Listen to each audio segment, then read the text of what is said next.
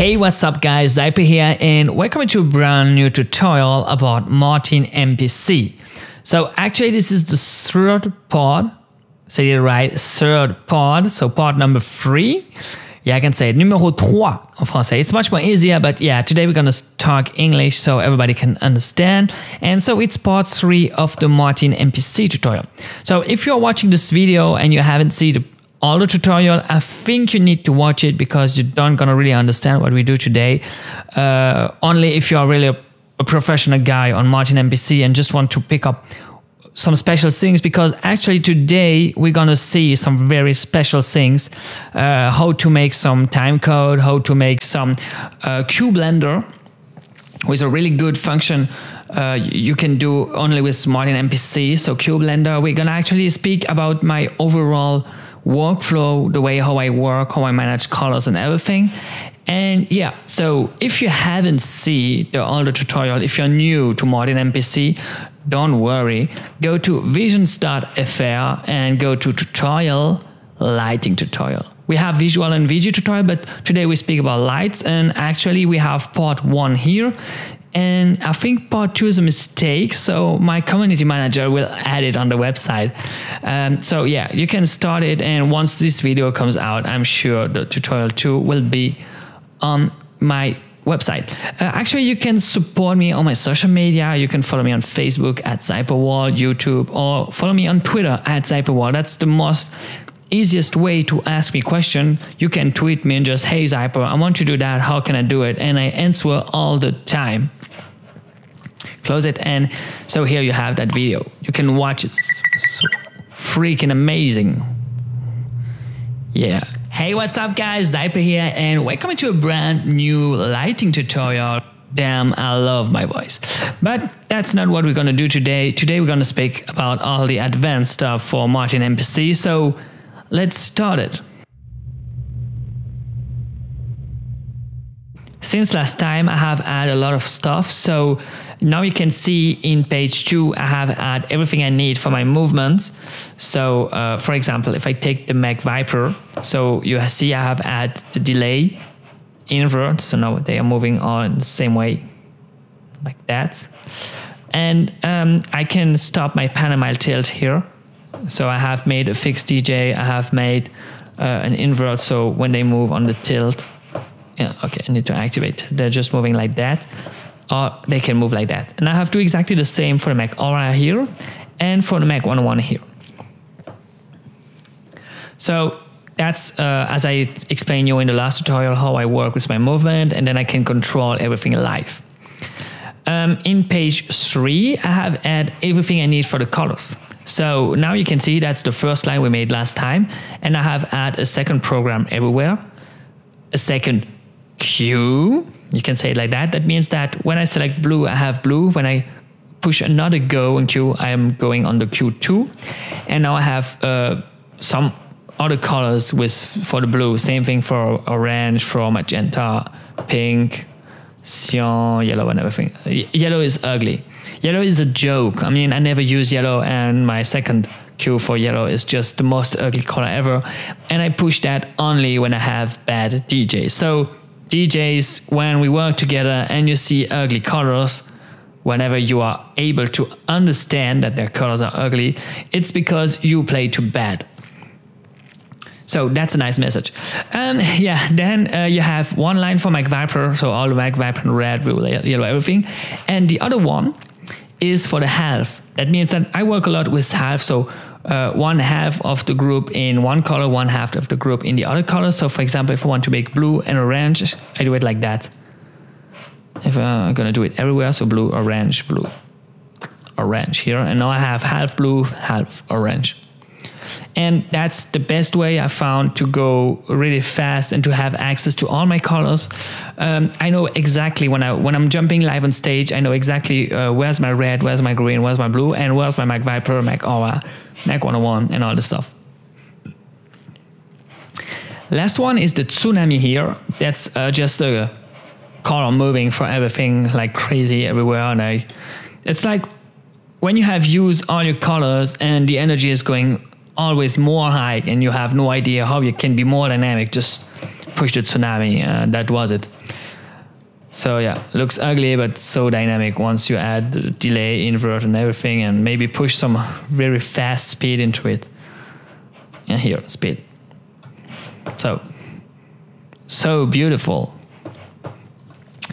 But let's be serious. Let's go back, maybe it's on white, something like that, and make it move a little bit. I have added in the page 4 just some beam control for my Mac Zyper. So really basic. Iris, frost and everything. So I like to use them small so you can see them as a beam, and on the 3D you can have a nice view on all the other. I mostly add on my bank 2. So here, one fader to control all the different parameters. But I don't change them all the time. So here you have them, and you have some gobos here. You can activate the prism here and maybe do it like that. So all that control goes into bank 4, but we're just going to use them as a normal small beam. So that was it. That's all the program I have add, and now we're going to do how to create a cue blender. So a cue blender is on my fader. I imagine I have one cue list here with 10 cue, and I control it on that playback fader. You have see, I have learned a lot the MPC language since the first tutorial. So imagine I control a cue list with 10 cue, and when I enter a cue blender mode, that means that here I am in the cue 0 and here I am in cue 10, and however I move that, I move over all the cues. That means that here maybe I am in Q0, here Q1, Q2, Q3, Q4, and I can fade my stuff between all the different cues. Looks like a pretty bit difficult, but you will understand it really fast. We're also gonna create that cue list in a pretty much special way, but I want to show you that you can do that. We're gonna extract the data who is in that different cues and merge them together, and we're gonna create a cue list with 4 cue without using the programmer and entering any special data. So the first thing we're gonna do is record a blank cue here. So just push record here and call that delay in override mode. So now we have here our delay in override, but as it has just one cue with no data, nothing is happening. Then we can move into a programmer. Hide that. So always be sure that you are in the right delay. And what we can do, so actually we have nothing. And yeah, we are going to extract the data who are in that cue list here. So select that cue list. You can see here in cue list, we have one cue with this data into that queue, and the programmer is empty. Now we can edit Q1 of that playlist, enter, and you see we have load all the data was in the Q1 of that queue list into a programmer. That's the edit mode. If you want to make some change, and then you can push update, and then you're gonna change, you're gonna apply the change to that queue. But that's not what we are gonna do. We just want to extract this data and record them somewhere else. So extract, select the delay we just created, and record into queue number 2. Enter. So now we have a second queue who will invert the Mac Zyper. But we want it to invert all the fixture. So clear, go back to live, select Aura invert, edit Q1. Now you see we have loaded for the Mac Aura the data who are in that queue, and we're gonna select delay, record Q2, enter. But Q2 already exists and already has some data, so he asks us, what do you want to do with this new data?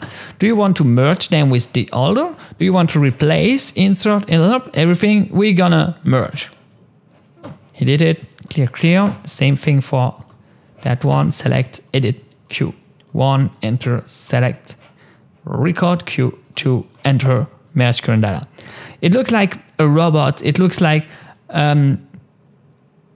really a programming language, but you will see it can be difficult in the first time, but once you have did that 100 times, you will understand it, and that will help you to go so fast because you don't need to always go back to your programmer, select your fixture, record a lot of presets and everything. You just search what you want where it actually is.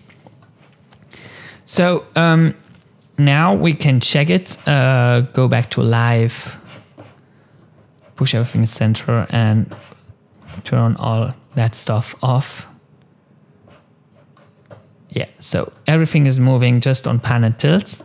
And when I go here, oh yeah, maybe I need to,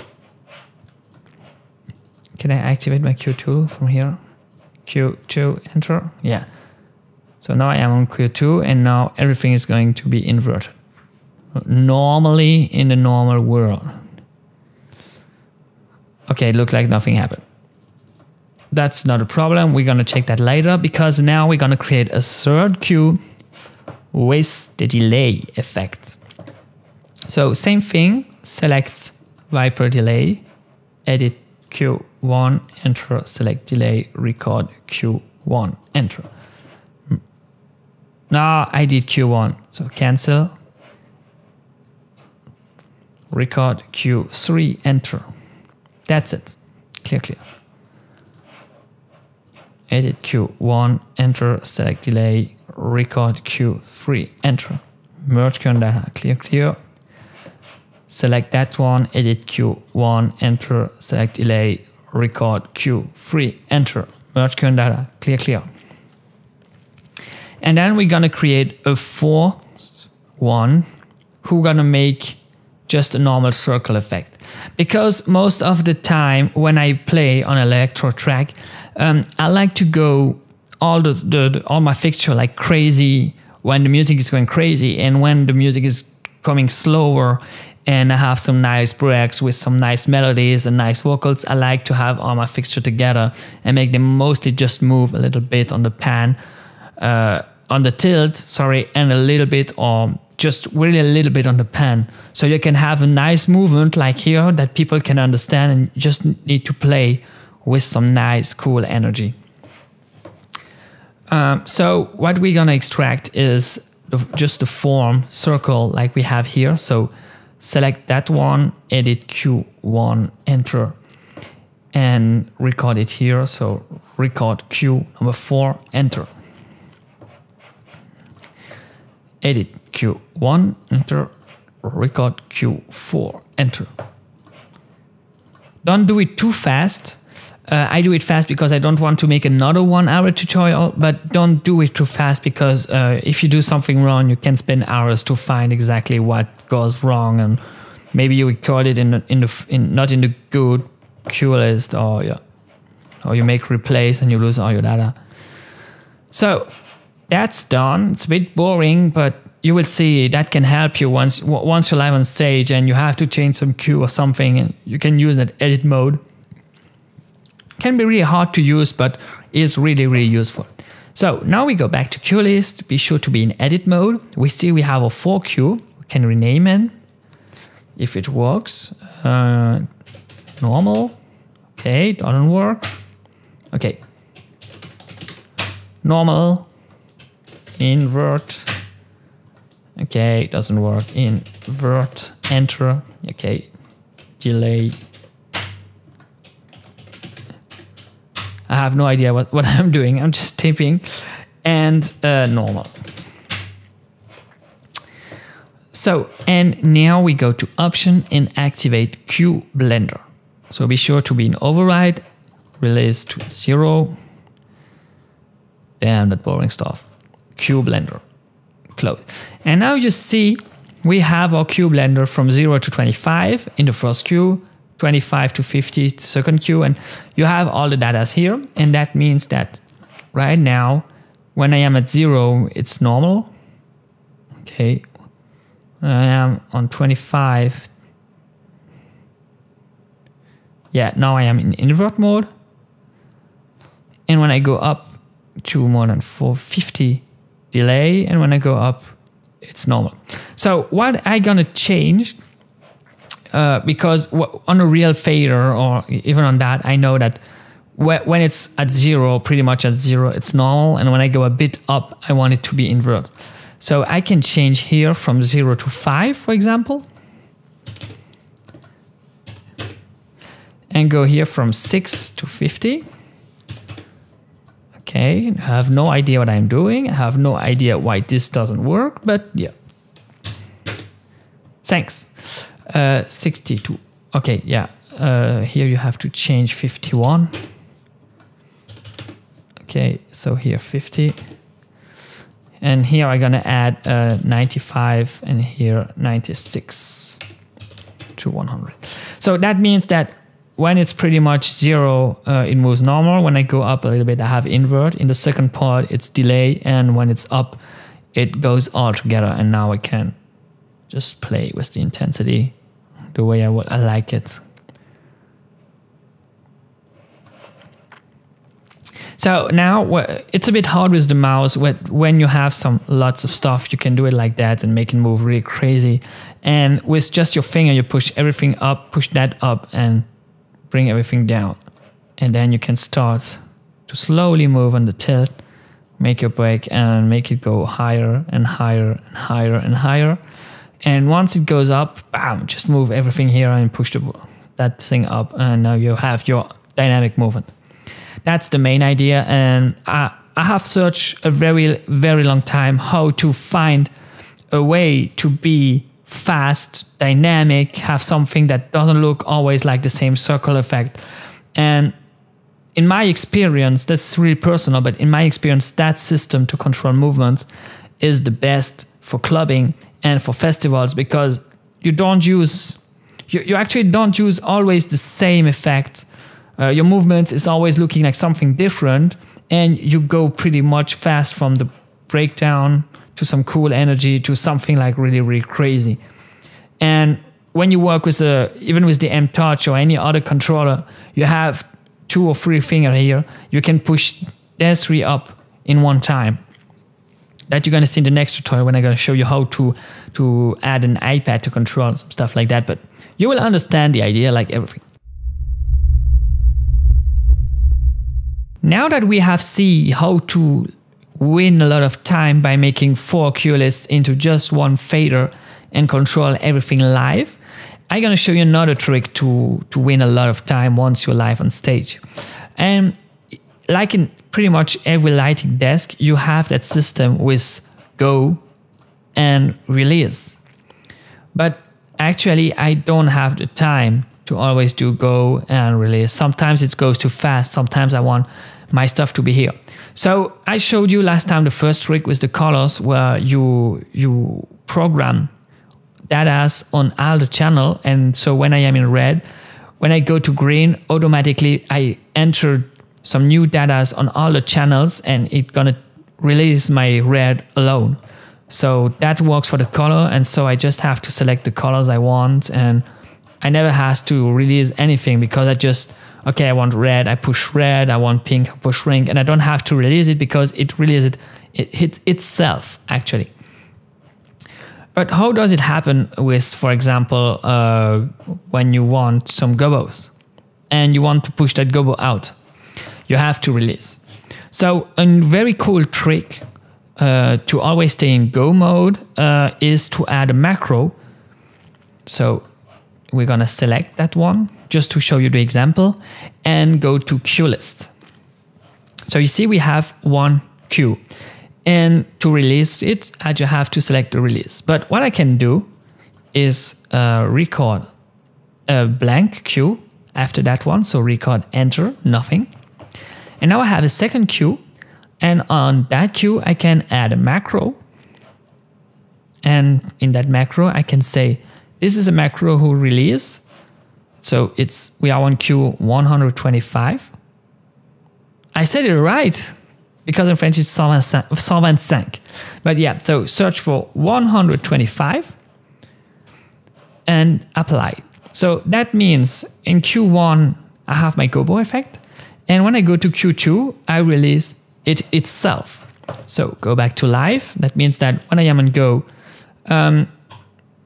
first one, I select it. And when I want to go on the second queue, so I push go again, I'm going to release that queue. So he releases it itself, and I don't have to go to release and release it because I can do it with go.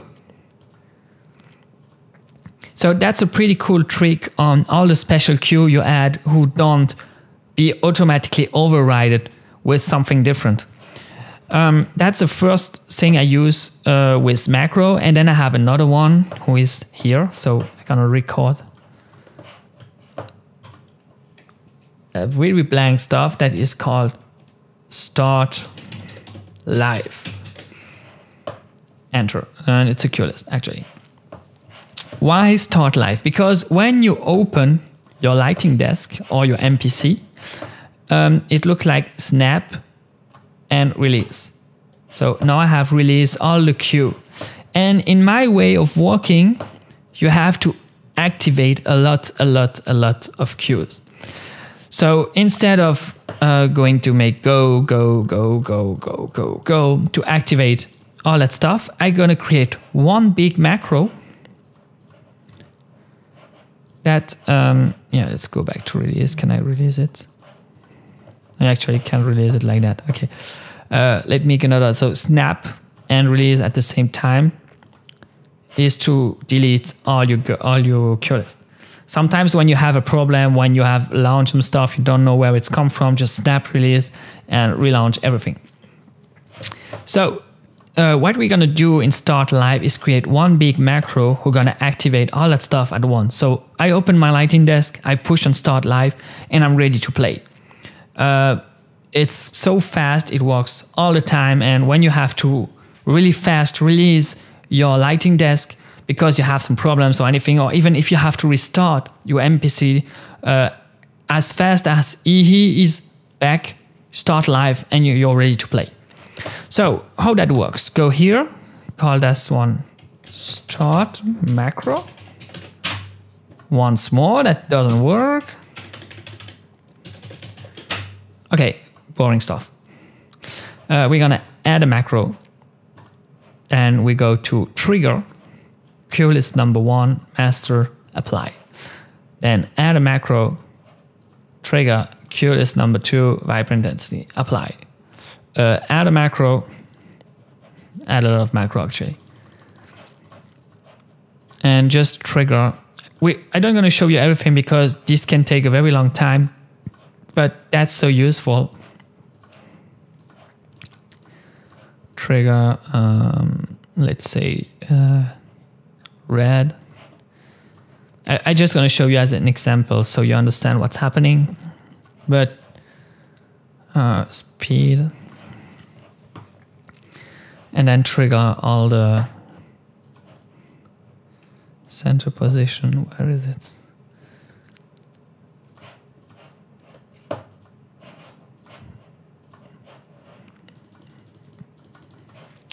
And why you have to do that is just because we have set up MPC ready to play live. So just creating one queue with movement, color, and everything that will launch all the system in one queue doesn't activate all the intensity fader, all the speed fader, all the effects for the gobos and everything. So you really have to do that. It's really boring when you do it, but when, like me, you work in nightclubs for a very long time, you do that once, and then every weekend when you come back, you just push Start Live and you're ready to play. And that's so useful, that's so helpful, that's just everything you need.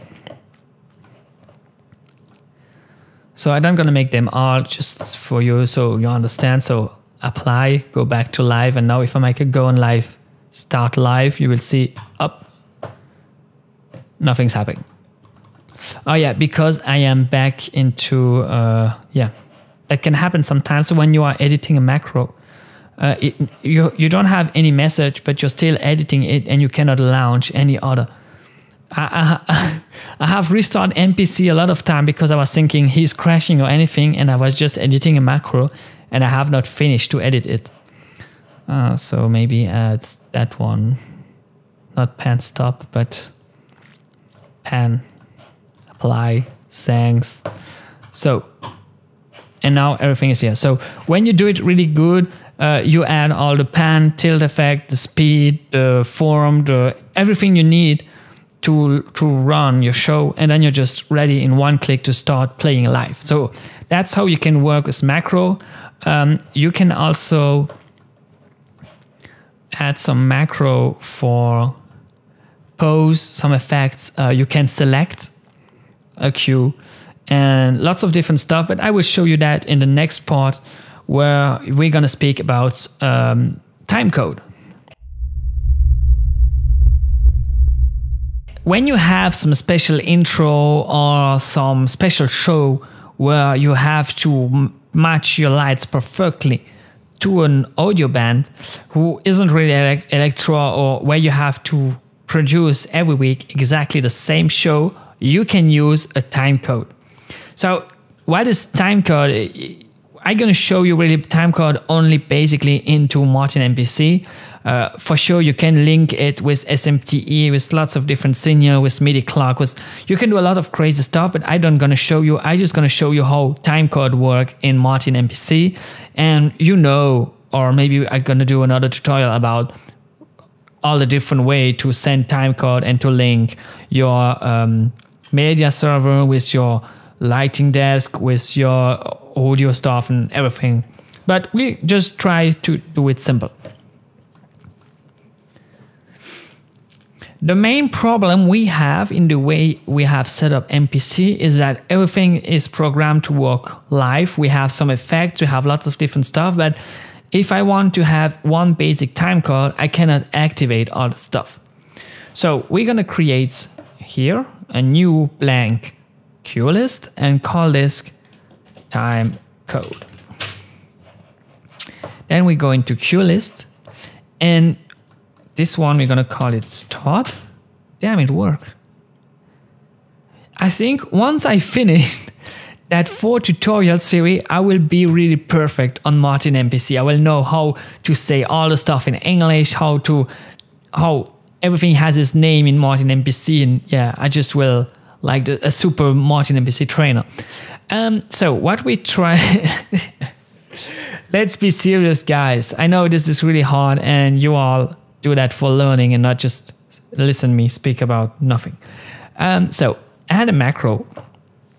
And what we have to do when we start is to release everything. So we just start our show on something blank, and we are sure that every week the show will be the same, and that we don't have like a tilt effect or a pan effect who's going over it. So we release everything to be sure. And you can do that with release all. So we release all, normal release, and we just accept the timecode. Because if we release everything, we release the timecode and we can never start it, actually. So apply. And then we're gonna create something different. We're gonna create another macro who selects that timecode. That means that before the timecode start, we just select the timecode cue list. That will release everything, so we will have a perfect blackout without any cue list, without any program, and we just have the timecode, and it's actually selected. So when you go to your cue list mode, view, you can see your timecode here, because most of the timecode you can have a lot of different cues, and you need to see them here in that cue list. So then we're gonna create another cue, record enter, and call this step 01. And that will be our first step in our timecode.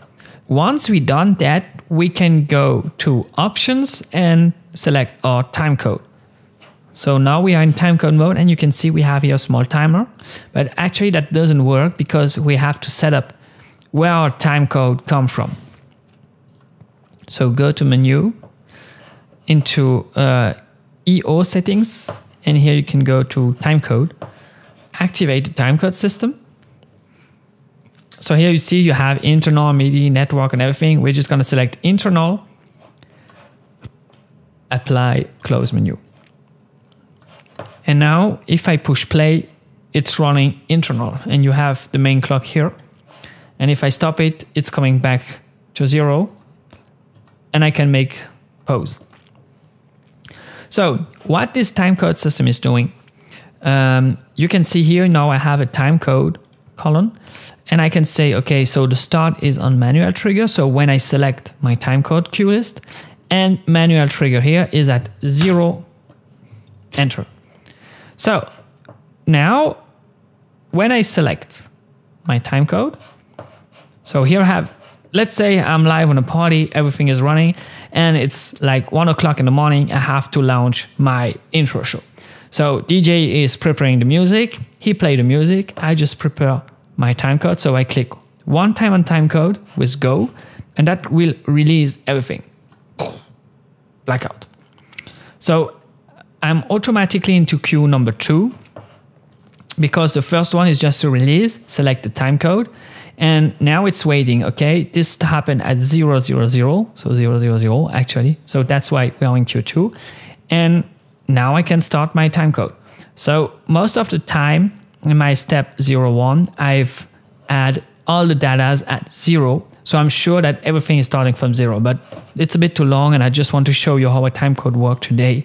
I'm not a big pro of timecode, because I love to do my stuff live, and I'm too lazy actually to do some timecode stuff all the time for an intro and everything.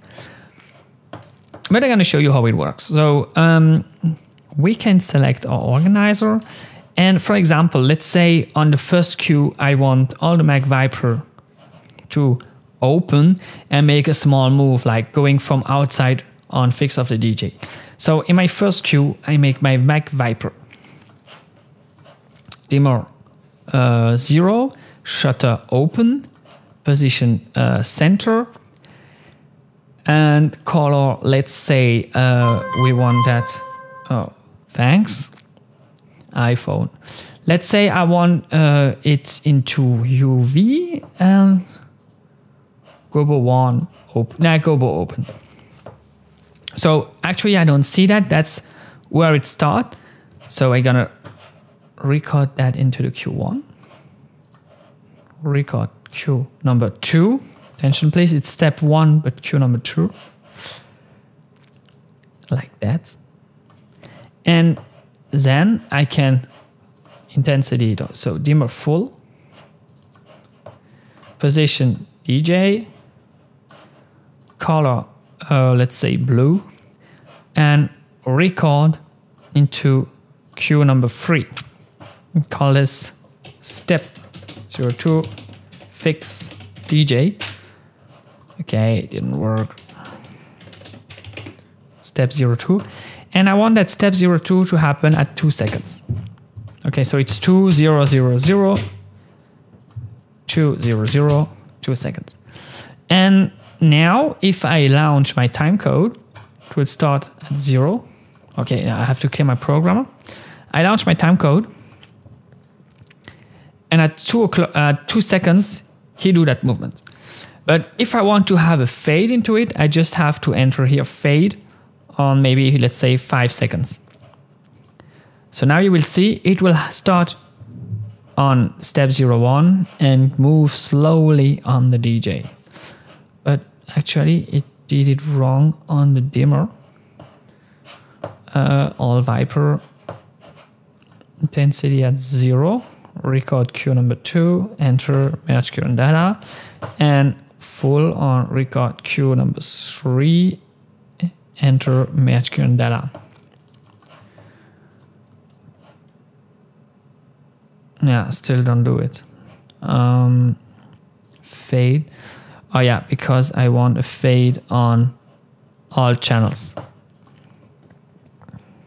And now you will see he will fade pretty much all the channels. Okay, let's say he's fading it, but the 3D doesn't do that so good.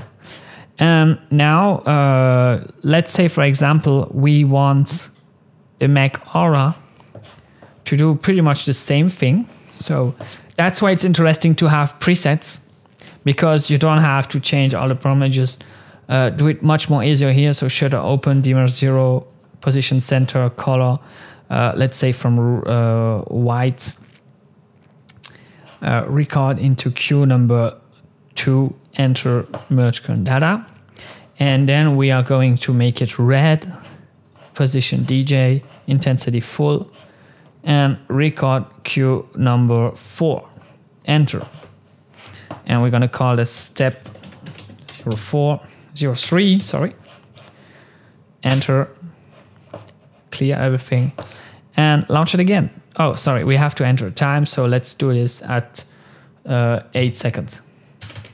800 with a fade of 5 seconds, and I want to fade all the channels.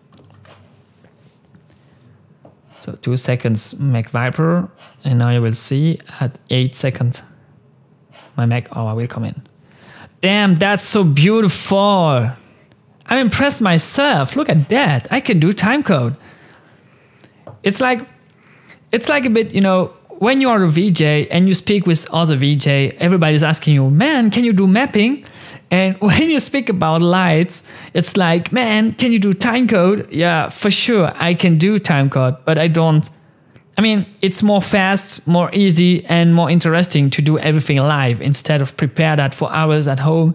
And once you are at the party, you just push one button and look at the show. I like to create the show. I create the stuff in the way I feel it. And that's why people like my show for nightclubs, for festivals, and all that stuff. For sure, in a theater, in a prepared show, even on a prepared DG set, it's much more better to do timecode because you're sure about the result and it's much more beautiful. But I don't do stuff, I don't do lights and visuals to be beautiful. I do it to be dynamic and make the people dance. And that's the main thing, and that's what makes the difference actually. So guys, I don't know if I have to show you much more about timecode because it's really basic, and with all the different stuff we have I think you have understand how it works. So that's timecode. As you can see, it's not really difficult to do. It just takes a lot of time. And then if you have watched my other tutorials, what I do is on Ableton, and I analyze my audio stuff. I look at what time exactly I want everything to start, and then I just create my steps, record the right time into it, make my fading if I want it to snap or anything, and play it in sync with the audio. And then you have your timecode. And I think I can look for that for hours. I find that so beautiful. It's opening, it's coming in, it's perfect. Damn, I'm impressed myself. So guys, this is timecode. One of the last thing we have to show today is how to create a chaser. It's pretty easy. Go to Programmer, select all fixture every 2, and make them shutter close. Okay, and then next, so you select all the other and enter shutter open into live. Record that here, for example, and call that Chase shutter, and make it a chase. So now we have one step in that chase. Go back to Programmer. With the same fixture selected, now make shutter close. Select the other one with next, shutter open, and record enter. Because we are in your chase shutter, we're gonna record enter. That means that we create a second step, second cue. And now if we select with go, we see we have a chaser. 1, 2, 1, 2, 1, 2. That's for lazy lighting operator. That's when I play for 3 hours and then we change the DJ and the DJ is bad. I just like, okay, let's put a chase into it, have it ring, and have some fun. So go to our cue list. So here we can see we have our 2-step, and our chase is automatically switching from one step to the other. But with the options in general, we can make that release to 0. Oh, hot girl write me. Sorry guys.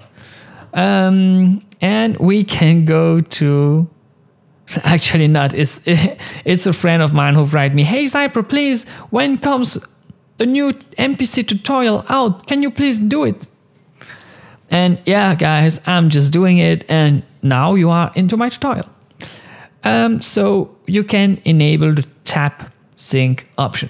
So you can enter a real BPM value here, so you have it sync perfectly on the BPM. So for example, 120. That never works. 120, okay. Or you can use timing. Wait, I'm not sure. I think it's, you don't use timing and you just can, yeah, it's like that. So imagine it's your button and you tap the tempo the way you want it.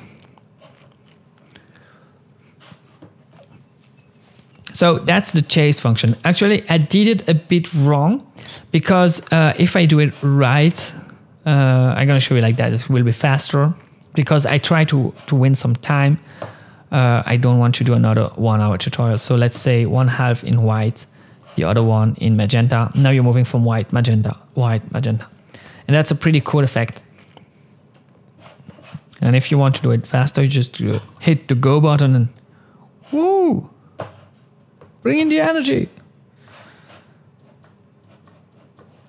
So that's how you make a chase. And to create, if you want to create one special movement without that stupid effect that goes everywhere and that you can finally really control, you can shut the effect off and make a chase with the position. So you just push a pan tilt position in Q1 and then another Q with another pan Q position.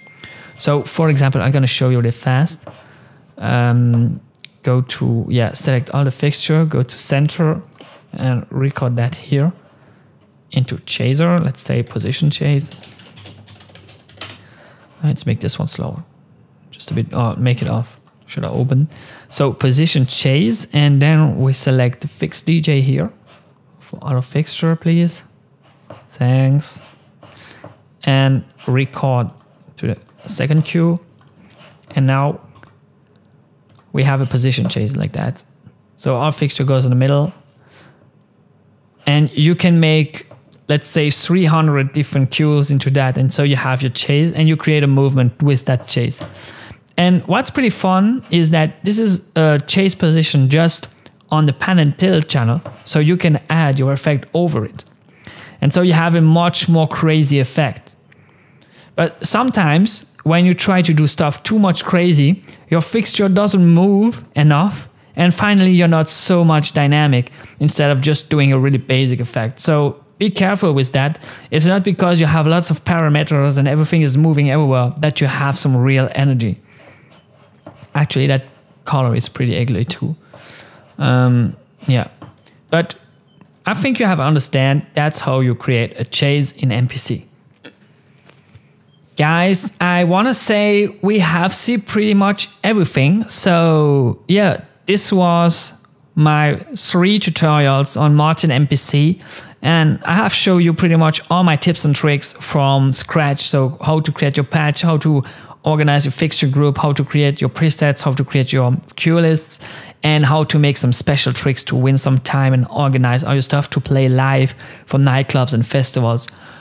Once more, this is really, really personal. This is my own way to work. I have played, let's say, 4 to 5 shows a week during 3 years with MPC every night.